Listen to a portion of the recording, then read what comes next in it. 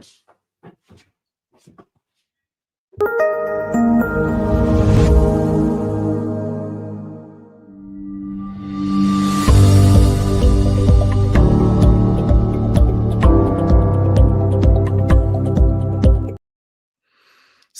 hello and hi, everybody. Welcome back. I hope you enjoyed the sessions that you've watched so far.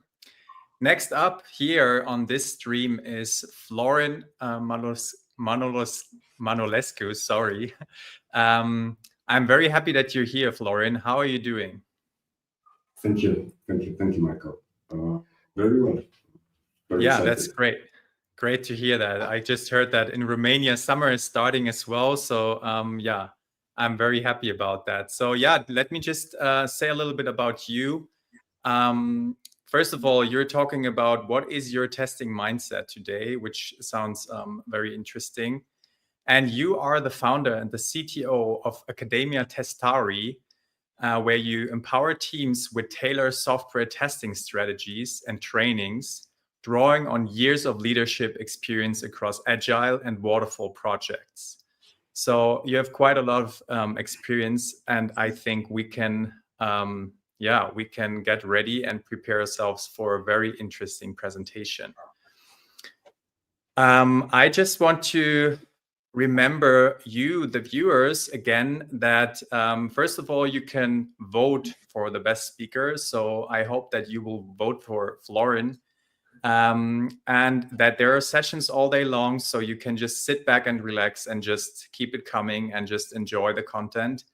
And also I want to encourage you to comment and ask questions. So wherever you watch this live stream, there is a comment section and you can ask questions in there. And at the end, in the last like 10 minutes, 15 minutes, there will be a Q&A part where we can talk about your questions. So yeah, feel free to ask questions if you want to. And now, Florin, I think, I will just take over to you. I will just hand over the stage to you. So yeah, the stage is yours. Enjoy your presentation and have a good time. Thank you, Michael. Hello, everyone. Thank you for being here at the A4Q Testing Summit. My name is Florin Manolescu, and as Michael said, I'm a co-founder and the CTO of Academia Testari. They say our appetite for risk decreases as we get older. But let's be honest, throughout our lives, we all do plenty of things that might seem a little experimental. And one of those things, as most of you might have guessed because we are at the testing track, is testing. Today, we are going to take a bit of a journey together, exploring a way of looking at and at understanding testing through our testing mindset. We will tackle some key questions. Do we test? What do we test? How do we test? Do we test enough? And we will peek into how others test and introduce the fascinating concept of culture and touch on what is next. So get ready to dive into this very interesting concept of culture. As promised, here is our roadmap for today. We are starting with a crucial, perhaps existential question. Do we test? Because testing is not just about ticking a box on a list. It's truly a mindset. It's about understanding what we are testing and perhaps even more critically, how to approach that testing. We'll break this down by asking those key questions you see here. How do we test? This means identifying the areas in our work and even our lives that need scrutiny. How do we test? Exploring the methods and tools we consciously or unconsciously employ. And finally, do we test enough? Are we being thorough to ensure quality? All right, let's pause for a moment and reflect on that last question. Do we test enough? And while you're reflecting, let's consider the culture of testing around us. How do others test in our teams, our organizations, or maybe our families? This reflection naturally will lead us to our next point. Fostering a culture that truly embraces testing. Remember this, testing isn't some isolated task only for testers. It is a collective responsibility that we all share. And guess what? Did you know that we are all testers? You heard that right. We started with a bit of a joke about testing, but honestly, testing is present almost unconsciously in our day-to-day lives. It's been with us since the early Neanderthal age. And yes, testing is apparently older than some more old school professions that we know. Think about it. Our early ancestors weren't just chilling in caves. They were testing every single element they encountered from the surrounding world. Is this berry safe? Is this rock sharp enough? That gathered knowledge wasn't written down. It was transferred through word of mouth, passed through generations. You could call it even survival testing. Now, thankfully, most of us aren't testing for basic survival anymore, but we still do that. What we test is our perception and our expectations from products and services. So yes, we still test. We evaluate these things by essentially running our own tests in a production environment. Like when you try in a coffee shop, you are testing if their latte meets your expectation. And yes, we also test at work. We'll get to that in just a second. But first, let's look at how we test from a slightly more analytical perspective, moving from our personal testing career to something a bit more structured. And what we find is we mostly test outputs. Now, let's use a relatable example. Trying to complete an online purchase. Say you are buying that amazing pair of shoes you've always wanted, right? Now, you might encounter a few small glitches along the way. Maybe the page loads a bit too slow. Maybe a button is slightly misaligned. These are all potential annoying issues for sure, but you're probably not going to abandon the mission just yet. But then, maybe you hit a great defect. The user flow is truly broken. You can't add the item to the cart. The shipping address lookup maybe fails repeatedly. The moment the flow breaks, especially at the critical points, that's when we stop, alert, maybe even scream internally. We're focused on achieving the outcome, buying the shoes. We want the product, or maybe we have already paid and we really wanted more than a refund. This is a classic example of how in our personal testing experience, we tend to take much more interest in the expected outcome, the results we want, rather than deeply scrutinizing whether the process itself was perfectly correct. And honestly, that makes perfect sense because in our personal experience, we are always goal-oriented. So as we just saw, our personal testing is very much output focused. We care about getting that pair of shoes. And to a certain point, this personal testing serves a purpose. It helps us verify functionality. Our expectations act as a gauge, helping us perceive product quality and service quality. So you could say testing helps quality. By testing, we verify and confirm the correct functionality, contributing to both product and service quality. It's all about quality. Now, speaking of quality, it's interesting to note that in some cultures, perhaps influenced by periods of self-complacement, there needed to be an external push to raise awareness about quality. And here I have a mention about a campaign which happened in my country, in Romania, when before actually we joined the EU. The campaign was called "I'm a EU citizen and I have my rights," and it was a campaign meant to inform the Romanian citizens about their rights and their rights to quality services, quality products. And if that didn't happen, our culture would have been much more difficult to do this transition and progression. Moving on, let's consider something deeper: how we are as people. Our individual personality, our approach to life, significantly influences the way we test and our very opinion about quality. We can categorize people based on their level of involvement or stance.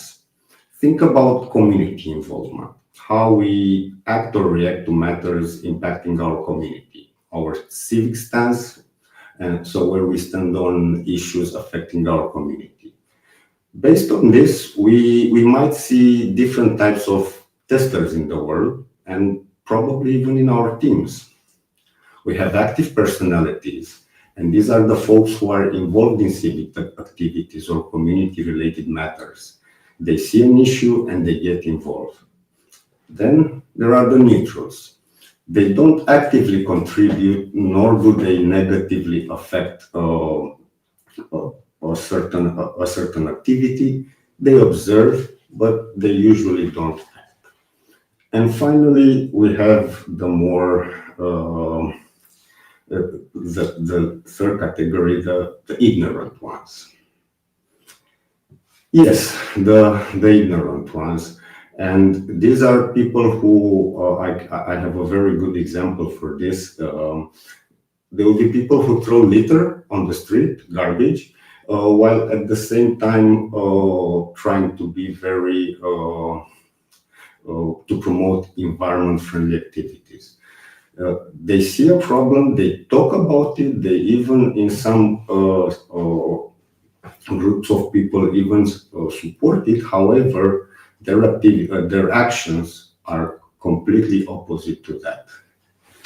This leads us to a crucial distinction, because the personal testing is not the same as professional testing. When we test things we like, things we are passionate about, we tend to be a lot more involved. We put our heart into it. And think about playing a new video game that you're super excited about. You try to explore every corner, complete the missions, get all the achievements done. However, we can also be more easier blinded when we are testing something that we know or that we are passionate about, because our personal biases can get in the way. The reason I have this slide with all of these games is that because my career first started in gaming, and I've worked on quite a few titles of games, starting from Rainbow Six, which was an amazing game, a shooter. Then I had another game that I worked on called My Secret World. This was a Nintendo game for 9-year-old girls. And now currently I play Hearthstone as a hobby for the last 5 or 6 years. Do you think I test all these games similarly? Of course not. The level of personal connection and passion to each of these 3 different titles is different, so that also caused me, and in the beginning, a different approach to how I tested them. So let's really highlight what's different between testing for ourselves and testing for others. It boils down to a fundamentally different approach and mindset. When we test for ourselves, we make it personal. Our experience, our needs are the paramount. We put passion, and we're invested emotionally. We are more intransigent or lenient depending on the context and impact. If it's something we really want, We might overlook minor flaws. If a critical blocker stops us from getting something we want, we become very intransigent. Contrast with this is when we test for others in a professional setting. We usually try to follow a process. We aim for structure, repeatability. We try to adopt industry best practices.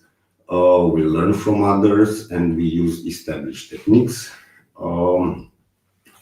We get biased by project context, and the project's goals, limitations, and history inevitably influences our perspective. This exploration of what is different is the key. When we test for ourselves, the tendency to make it personal really drives a deeper investment of passion. It's our goal, our experience, and it's crucial to recognize that depending on the specific context and impact of the issue, our stance can swing wildly.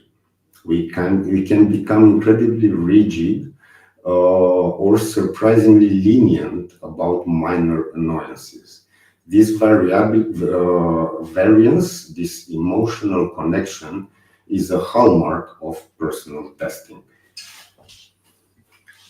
Now, in the professional world, the goal is different. We strive to follow a structured process. We aim to adopt industry best practices. And this is what makes professional testing more reliable, more systematic. However, we must always be acutely aware that even in professional testing, the project's context, its technical details, its business objectives, its history can introduce biases. We might consciously or unconsciously prioritize certain area based on what we know or what we assume on the project. Understanding this fundamental difference between personal and professional testing is crucial. It helps frame our discussion as we transition now into and look specifically at professional testing within the vast, diverse landscape of IT. Because the IT world is not just about developers and testers. It has numerous professions and specializations, all of them contributing to the successful delivery of and maintainability of software. You have developers, which can be front-end, back-end, embedded, mobile. You have support professions like testers, analysts, system architects, data scientists, DevOps. We also have operational professions like network administrators, database administrators, cloud engineers, support, etc. And there are so many, I'm losing my breath just naming them all. And the key takeaway here is that everyone in his landscape, regarding the specific professional role, has a set of deliverables they create or interact with. And to these deliverables, they apply a layer of testing. The depth of this testing, however, often depends on the criticality of the deliverable. Think about it. Have you ever read an email twice before you sent it? That is you testing a deliverable. Have you ever reviewed a report before submitting it? It's also testing. Have you ever reviewed the script you just wrote just to see if it works? It's also testing. So your testing mindset influences the quality of your deliverables, no matter what your profession or your role is. We really are all testers, even in to some extent, we can call all ourselves testers. Now, when we talk about how we can test professionally, especially in IT, two foundational approaches often come up: black box and white box testing. Think of it as deploying a profession-agnostic test strategy to drive the quality of your delivery. You need to balance time and effort, perhaps starting with one approach and extending it based on custom triggers. Both of these approaches ultimately aim to verify the expected output, but they do it from very different perspectives. Black box testing is like looking at the system from the outside. You feed data or inputs and you expect a specific result. You're testing the system's response without knowing its internal structure. You focus on positive and negative inputs. White box testing, on the opposite, is a deep dive. You look at the inner workings, and it's particularly useful if the expected result don't match the actual result during the black box testing part. White box testing defining characteristic is looking at the inner workings, seeing how the magic happens or doesn't happen. Let's make this a more concrete example that might apply to many roles, not just traditional testers. Think about testing a project plan.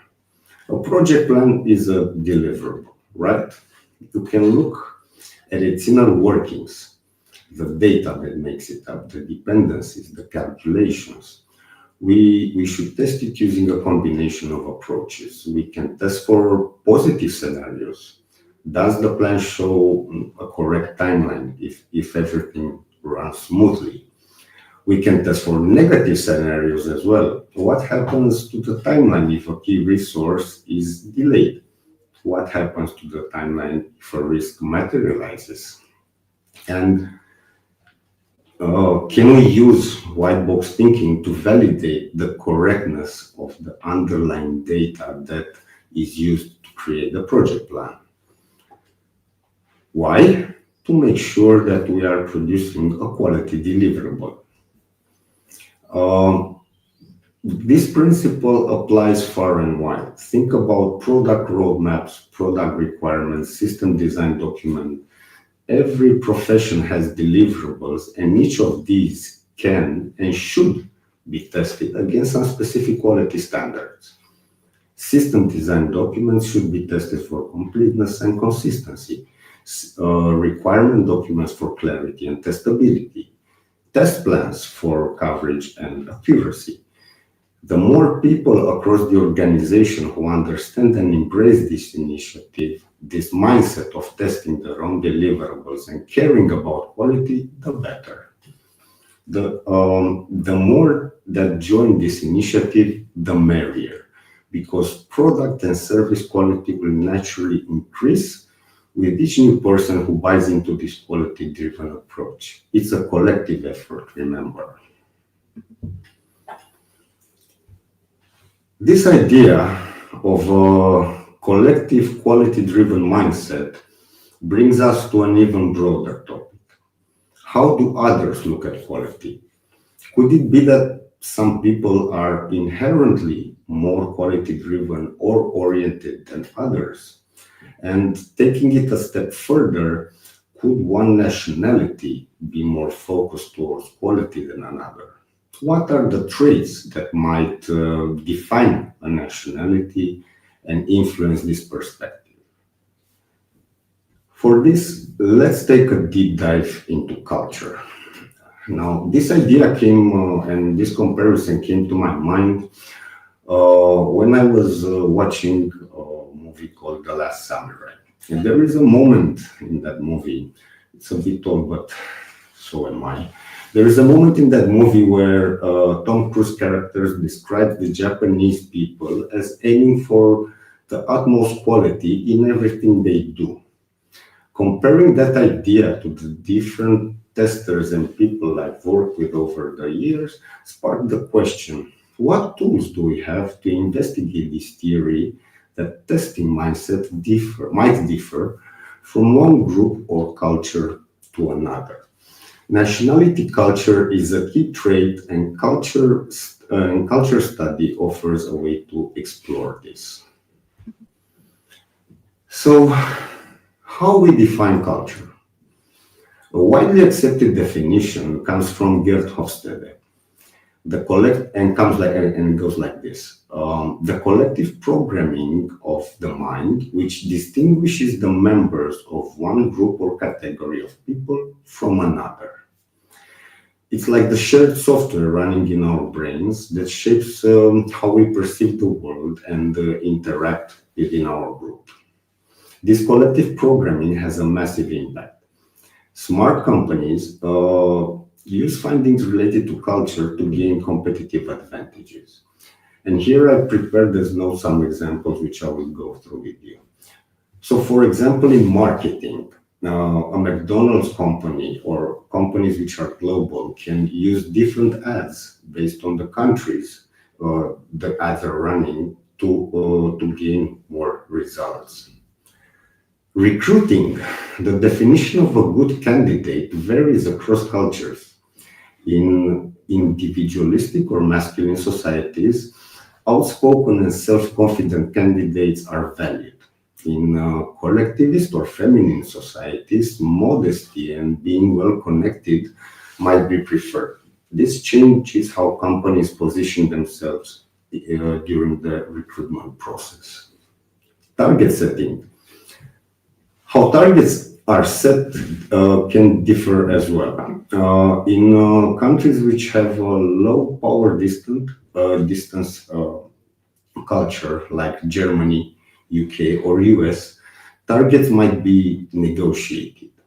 In countries which have a high power distance index, and we will cover what those means briefly, but countries like Italy or France, these targets might be set by senior managers. So there's a clear difference between having a target set with being negotiated. In training as well, we have an impact because learning styles differ. High power distance societies might prefer instructor-led trainings, while low power distance society will favor learner-centric interactive approaches. And finally, but not the last, we have appraisals, right? So performance review often reflect cultural norms, direct feedback, common in high individualism versus low power distance countries like the US or UK. So this direct feedback might be seen as disrespectful in countries which have a low power distance culture. There is no single silver bullet to navigate this complexity, but understanding the differences between these cultures can help you assess situations like working with international colleagues or abroad. It gives you a lens to understand why people behave different than you expect. A key finding related to culture comes from Hofstede's study. This study started with a research at IBM between 1967 and 1973, and it covered around 50 countries in the beginning. Since then, the study expanded to include findings on more than 100 countries. The dimensions identified by Hofstede have been replicated in other studies, adding to their credibility. The IBM study provided a very good similar sample of people, the IBM employees in all of the different countries, which made it excellent for identifying cultural differences. Hofstede's model helps us visualize culture like a stack. At the very base of the stack is the human nature. That is our default, what we are born with. It's universal. Layered on top of that is culture.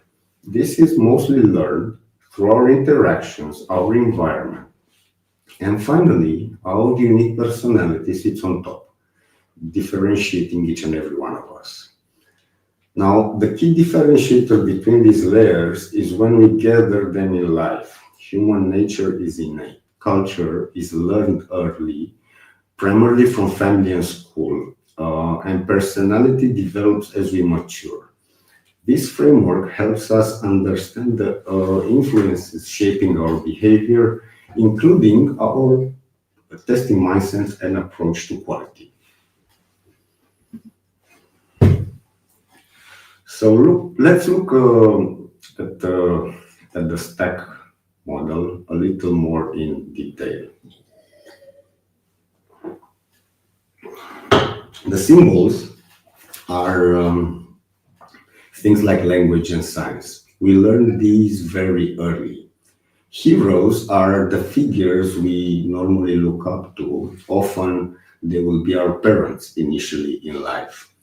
Rituals are our basic conventions which we learn throughout our education, like using a toilet. And values and practices stretch throughout all the other and are learned throughout our life. And this is where culture significantly shapes us. From a mental programming perspective, we start with our human nature default. Culture is learned and personality differentiates us. The time we acquire these puts us all at the point where we are defining and building practices. So the question comes, why not focus on making those practices best practices, especially when it comes to a good approach on quality and testing? The dimensions in Hofstede's study didn't all come at once. Initially, Hofstede published only 4, which were later expanded. Now, the first dimension we will look at is called individualism versus collectivism. This measures how individual members of a culture are included into in-groups. Essentially, it looks at the degree to which people are integrated within groups. Do people prioritize individual needs and achievements or group harmony and loyalty? Now, for each of these dimensions, I have noted some examples to make them more relevant. So I'll list a couple of them from to better spot the differences between the two. So in cultures where we have a high individualism versus collectivism, people will place a high value on people's time, privacy, and freedom. They will enjoy challenges and expect individual reward for hard work. And the respect for privacy is very important, right? So a tip of working in this kind of environment would be to acknowledge individual accomplishment and try not to mix work life and social life too much. While on the other side, where we have a low individualism versus collectivism, we will emphasize building skills and becoming a master. People will work more for intrinsic rewards, and maintaining harmony among a group member will override moral issues. Group will always need to come first.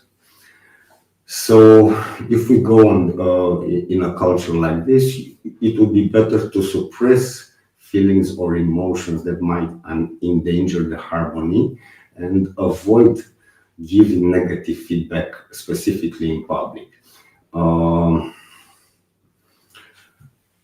To reiterate on individualism versus collectivism, in cultures that rank high, people are expected to take care of themselves and their immediate families. It's a looser social framework. In cultures that rank low, from birth, people are members of a strong, cohesive group. Immediate families are often extended, including aunts, uncles, grandparents, and loyalty to the group is paramount. For example, countries with a low individualism versus collectivism, it would be countries from Central America like Panama, Ecuador, while countries with high individualism versus collectivism would be USA and UK. Now, let's move on to the next one, uncertainty avoidance index. This dimension measures a society's appetite for uncertainty or ambiguous situation. And it describes how well people can cope with anxiety. Now let's look at some cultures that have this index high first. They will tend to be conservative, rigid, and very structured. They prefer clear rules and procedures to minimize uncertainty. They will often have many social conventions, and people might be more likely to show anger or emotions. Some tips here would be to be very clear and concise about expectations and goals, setting clearly defined parameters. However, where you can, you could also encourage creative thinking and dialogue. Don't be surprised by big emotions, anger, vigorous hand gestures. It may be part of the conversation. It's not necessarily personal, it's a way of expressing conviction or anxiety in some high uncertainty avoidance index cultures. For the low ones, for the ones which have a low index, they are more open to change or innovation and are generally more inclusive. They are more inclined towards open-ended learning or decision-making. There's often a less sense of urgency, and they are more relaxed about ambiguity. Here is a tip: we should ensure that people always remain focused, but avoid creating too much rigid structure. Titles are less important, so try not to show off your knowledge or experience based only on your position. Respect is often given to those who can cope well under all circumstances, handling ambiguity with composure. Let's look at an application. I also have here an example. Greece have a very high uncertainty avoidance index score of 100. While Singapore has a very low one of 8. So if you're in a meeting in Greece, even if there are emotional outbursts, which, as we saw, can be part of a high uncertainty avoidance index culture, you might recognize a cultural tendency towards making the safest, most conservative decisions. So your goals might be to encourage team members to be more open to different ideas. A helpful strategy could be to provide a relatively limited, structured set of opinions or solutions rather than an open-ended brainstorming session to reduce the perception of uncertainty. Next, we have Power Distance Index. Now, PDI measures the degree to which the less powerful members of a society accept and expect that power is distributed unequally. In simpler terms, it's how well we tolerate inequality. How comfortable are people with hierarchies and differences in power, authority, and status? Here are some characteristics and tips for high power distance index cultures. Now, they will tend to have centralized organizations, they will have more complex hierarchies, and there can be large gaps in compensation, authority, and respect between the levels. People understand and accept their place in the system. Now, as tips here would be to acknowledge leader status, and as an outsider, you might try to work through the hierarchy. Be aware you may need to go to the top for answers or decisions. In high PDI countries, team members might not initiate action and prefer to be guided. If a manager doesn't direct them, they might think the task isn't important. While for low PDI cultures, they tend to have very flat organizations. Supervisor and employees are often considered almost equals. Power is shared and dispersed, and society members don't accept unequal power distribution readily. Here, in a society like this, one tip would be to delegate as much as possible. Ideally, involve everyone who will be directly affected by a decision in the decision-making process. Now, let's move on to another one, masculinity versus femininity. This dimension look at what values are considered more important in our society. What do we value most? Now, country with high masculinity versus femininity score will have strong egos. Feelings of pride and importance are attributed to status and achievement. Money and material achievements are highly important, and competition and assertiveness is valued. For low masculinity versus femininity culture, these will be cultures more relationship oriented and consensual. They will focus more on the quality of life, modesty, cooperation, and caring for the weak.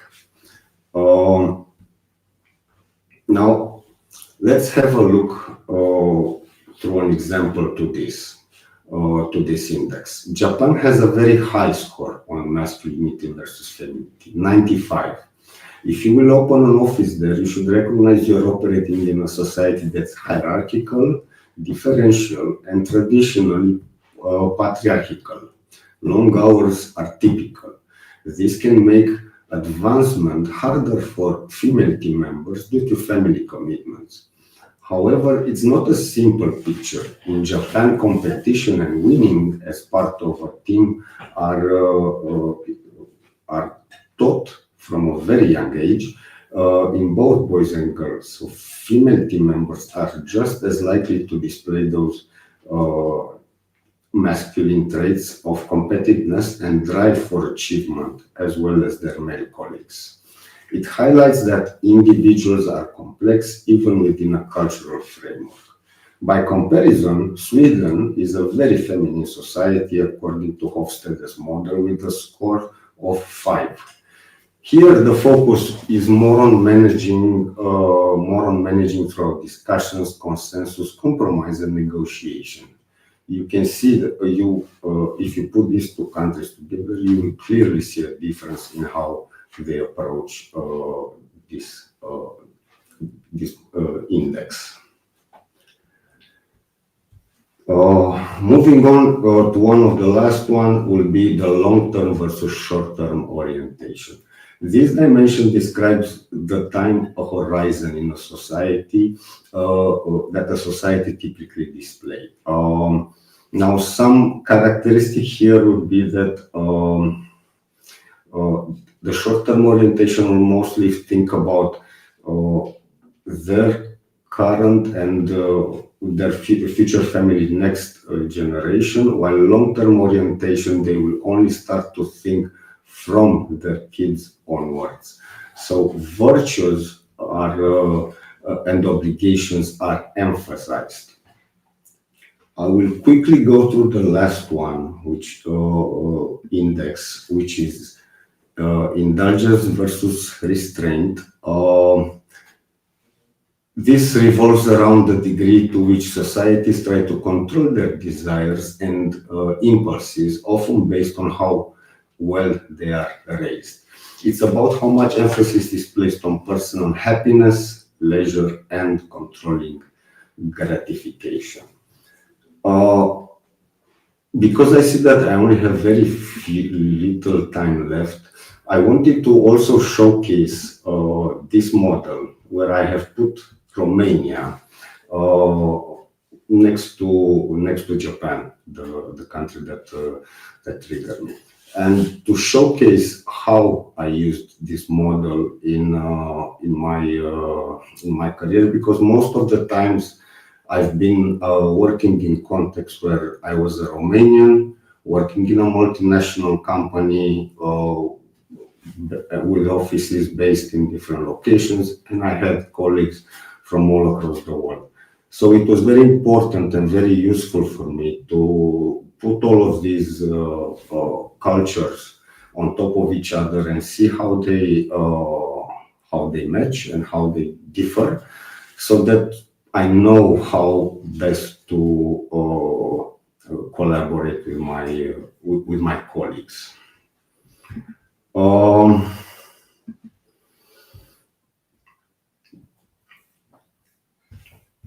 There are some tools that we can use on a daily basis to train our mindset so that we refine the culture that we are perceiving and that we are transmitting throughout the world.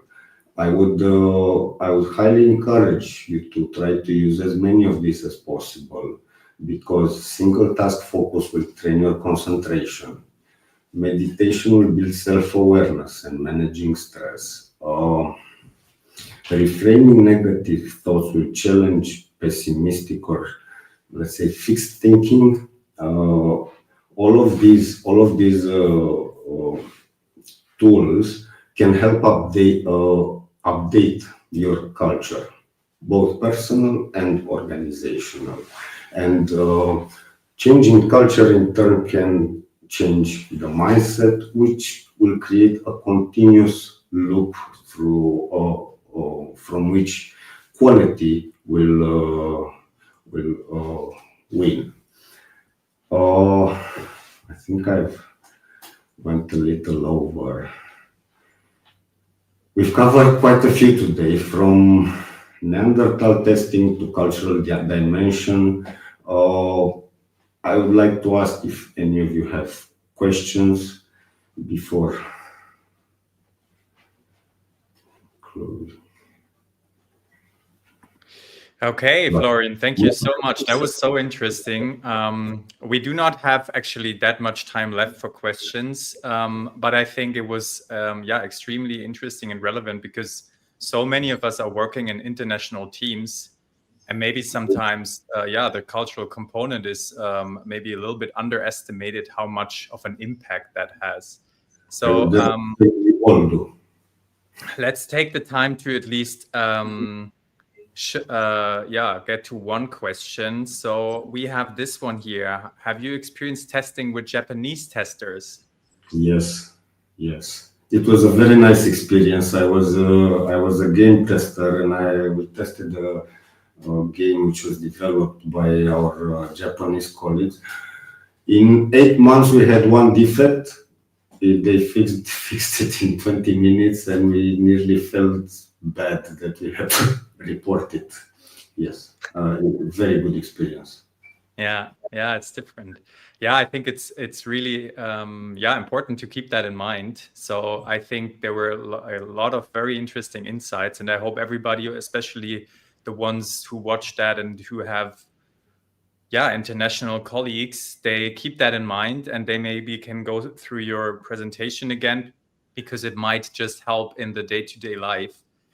We get a lot of feedback that people really liked your presentation. I can just show a few of them. Great insights, great presentation, interesting. Thanks for sharing. So I think, people really enjoyed watching your presentation. So thank you so much. Unfortunately, time's over. I think that's a topic that we could talk about for hours, but we have to move on. So for everybody who's watching, I want to remind you that you should totally vote for Florin on the website for best speaker.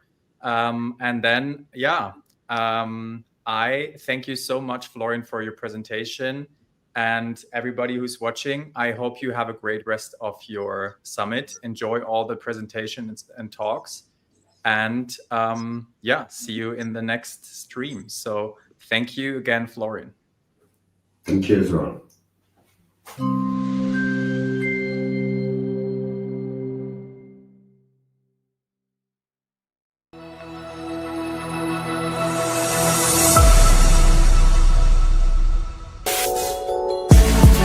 Software testers. Move beyond theory and master testing with the AI-powered ISTQB add-on practical tester by A4Q program. The ISTQB add-on practical tester by A4Q equips you with the theoretical skills and practical competence to truly excel. Learn how to apply black box testing like a pro. Estimate accurately, write flawless defect reports, and catch issues early. The ISTQB add-on practical tester by A4Q complements your ISTQB certification by turning knowledge into powerful action. Visit our websites and find out more information. Thank you.